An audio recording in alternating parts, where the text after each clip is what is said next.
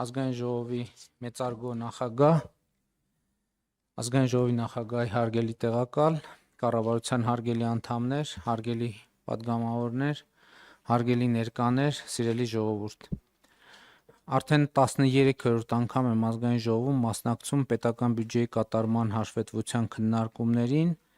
6 անգամ մասնակցել եմ որպես պատգամավոր եւ ահա 7-րդ անգամ մասնակցում եմ որպես Հայաստանի Հանրապետության վարչապետ։ Եվ բոլոր այդ քննարկումներում այս կամ այն չափով ընդգծել եմ, որ պետական բյուջեն ոչ այնքան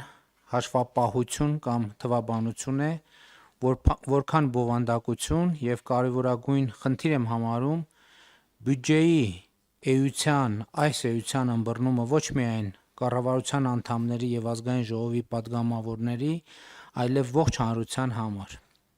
Բյուջեն նաև թվային տեքստ է, որը պատմում է մեր իրականության, մեր հաջողությունների ու ձախողումների, մեր մարտահրավերների ու հնարավորությունների մասին։ Ու կարևոր է, որ մենք բյուջեի թվերը կարողանանք թարգմանել եւ դարձնել բովանդակային տեքստ եւ բովանդակային տեքստերը կարողանանք արտահայտել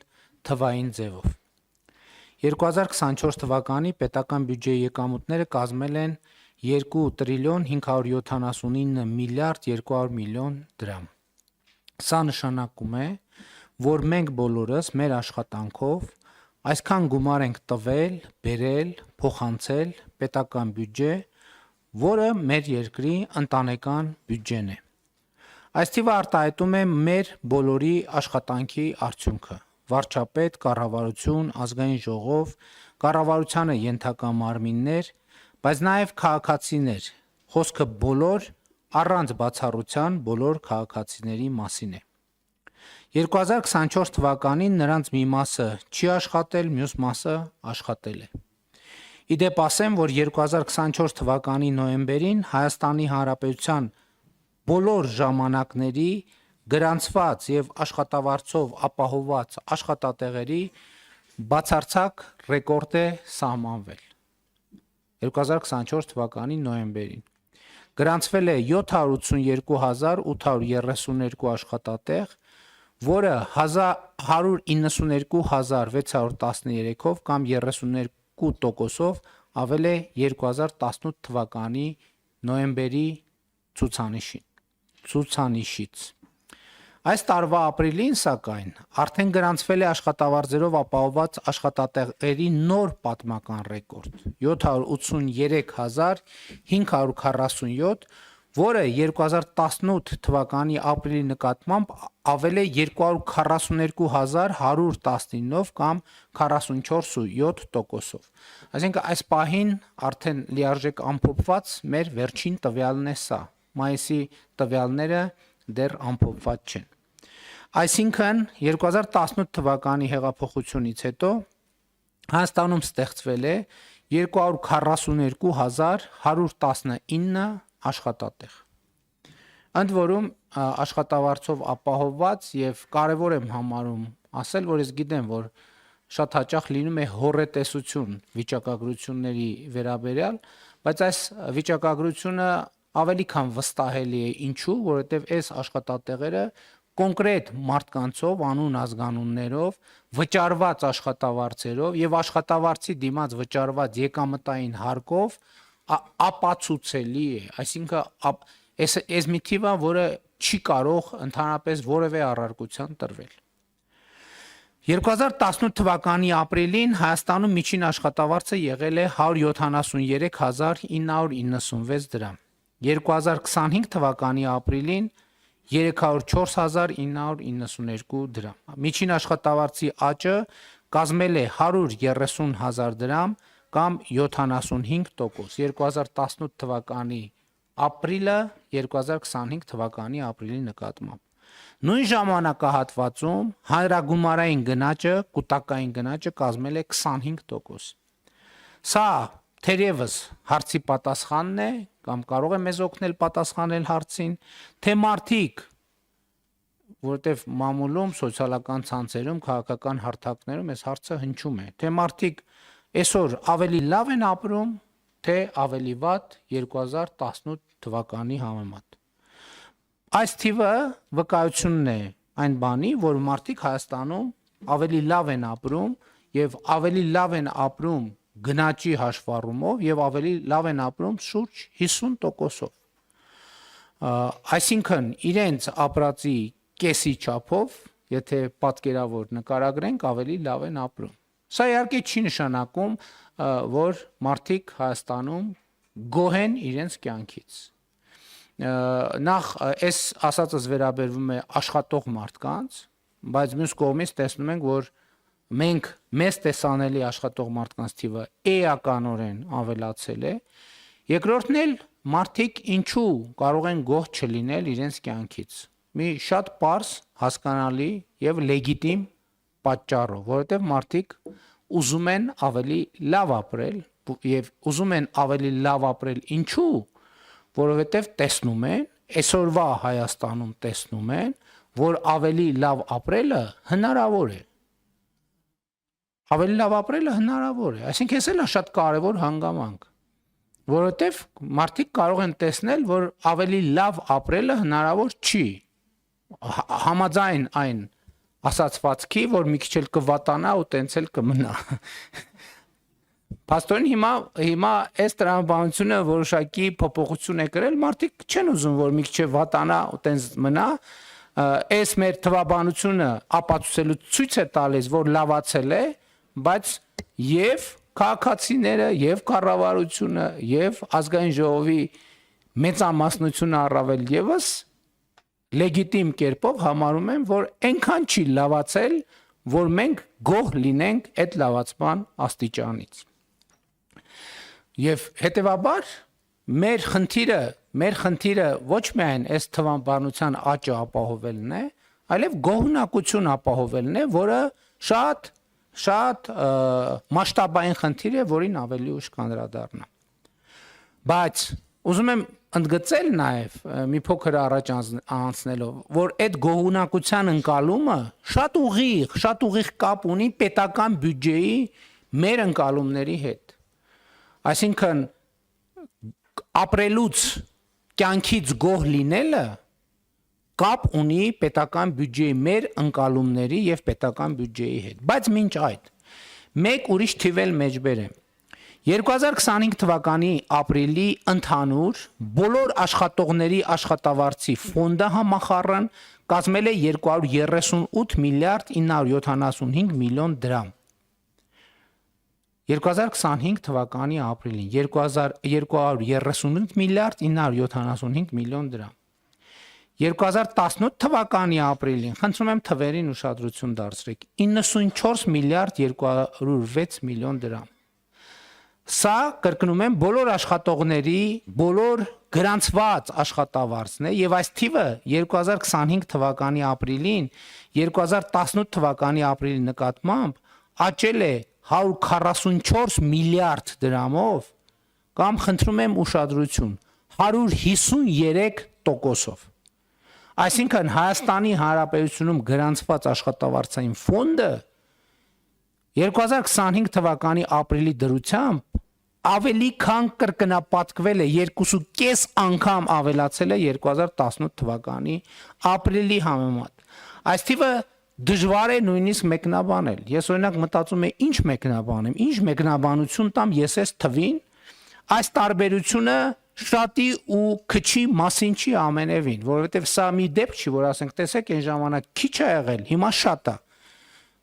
Սա տարբերությունը պետության եւ չպետության միջև։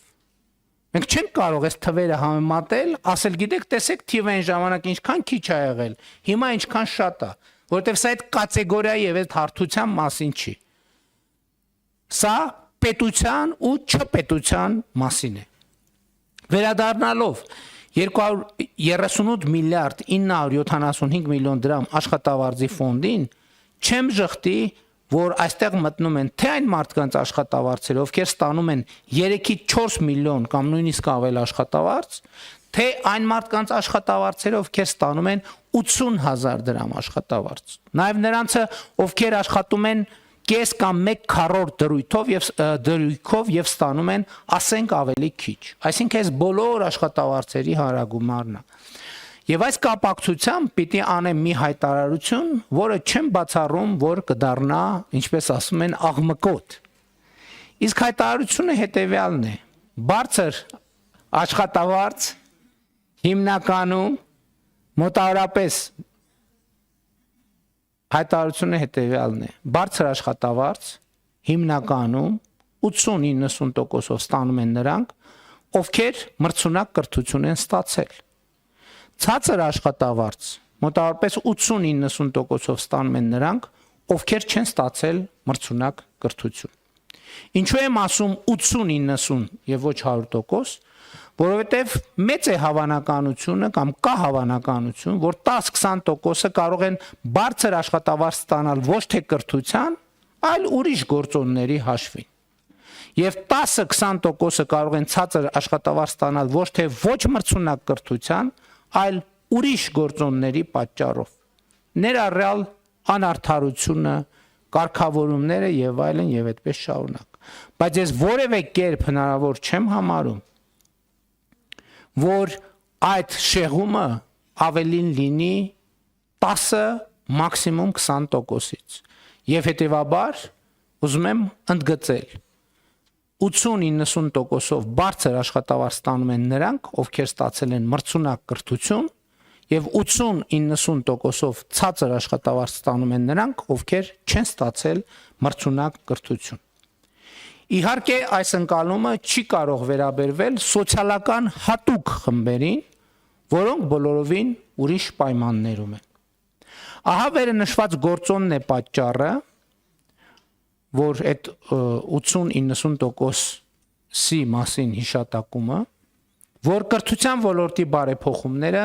այնքան կարևոր են մեզ համար։ Կառավարությունում տեղի ունեցած քննարկումների արդյունքում մենք որոշել ենք, որ հանրակրթական մեր դպրոցներում մեր աշակերտներին հենց այս ուղերձը պետք է տանք։ Պետք է նրանց ուղիղ եւ աներկբա ասենք. Սիրելի երեխաներ, լավ սովորեք, որ լավ ապրեք։ Այս համատեքստում սակայն մենք պետք է ընդլայնենք լավ ապրելու մասին մեր պատկերացումների շրջանակը եւ ճշգրտենք այդ շրջանակը։ Ինչ է նշանակում լավ ապրել։ Իհարկե անհատական մակարդակով յուրաքանչյուր քաղաքացի, յուրաքանչյուր անհատ ինքն է որոշում, թե ինչ է նշանակում լավ ապրել։ Դիոգենես օրինակ ապրում էր տակառի մեջ, որովհետև համարում էր, որ դա է կյանքի կատարյալ ձևը, բայց սա էլ առանձնահատուկ դեպքերն են եւ կարծում եմ, որ մենք պետք է ձևակերպենք լավ ապրել ինչ է նշանակում եւ քանի որ մեր կառավարության խոսույթում մարդու երջանկությունը առանձնահատուկ տեղ է զբաղեցնում, կարծում եմ պետք է նաև ձևակերպել ինչ է նշանակում լավ ապրել լինում է նշանակում եմ կարծիքով լինել երջանիկ, իսկ երբ է անհատը երջանիկ։ Իմ կարծիքով անհատը երջանիկ է, երբ ազատ է, պաշտպանված է, առողջ է, ստեղծագործ է, ունի սոցիալական միջավայր, սիրված աշխատանք, որի վաստակով հասանելիություն առողջ սննդին, առողջ ապրելակերպին, անհրաժեշտ կենցաղային պայմանների, պարբերաբար ճամփորդում է, սիրված է, հարգված է, հաղորդակից է հոգևոր կյանքին եւ կամ մշակույթին։ Հետևաբար, բայց ինչի համար եմ այս ամեն ինչը ասում պետական բյուջեի կատարման հաշվետվության քննարկումների ժամանակ։ Ուզում եմ ասել, հարգելի գործընկերներ, եւ ասում եմ ի պատասխան նաև այն հարցի, թե որը շատ երկար ժամանակ, այսինքն առնվազն 2018 թվականից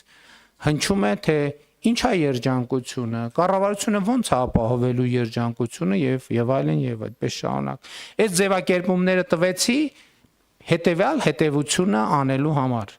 Երջանկությունը, հարգելի գործընկերներ, պետական բյուջեի ծախսային ուղղություն է եւ ծախսային հոդվածների որոշակի տրամաբանություն է։ Երջանկությունը Հայաստանի քաղաքացիների երջանկությունը Հայաստանի Հանրապետության պետական բյուջեի ծախսային հոդվածների որոշակի ուղղություն է եւ որոշակի տրամաբանություն է։ Փորձեմ հիմնավորել։ Ասացի, որ մարդը երջանիկ է, երբ որ ազատ է։ ազատությունը նշանակում է ժողովրդավարություն, ազատությունը նշանակում է օրենքի գերակայություն, ազատությունը նշանակում է իրավունքի պաշտպանություն, եւ դրանք բոլորը արտահայտված են այս կամ այն չափով Հայաստանի Հանրապետության պետական բյուջեում։ Ժողովրդավարական ինստիտուտների կայացումը եւ զարգացումը, մենք ռազմավարություններ ունենք դրանց վերաբերյալ, այդ ռազմավարությունները ունեն միջոցառումների ծրագիր, այդ միջոցառումները ենթադրում են ծախսեր։ Ընդհանրապես մենք պետք է հասկանանք, որ պետական բյուջեն ամենուր է։ Ցանկացած քաղաքացի, երբ որ վարակույրը այսպես հետ քաշի եւ պատուհանից նայի, ինքը տեսնում է պատուհանից պետական բյուջեի ծախսային հոդված, պետական բյուջեի ծախս կամ պետական բյուջեի ծախսի բացակայություն։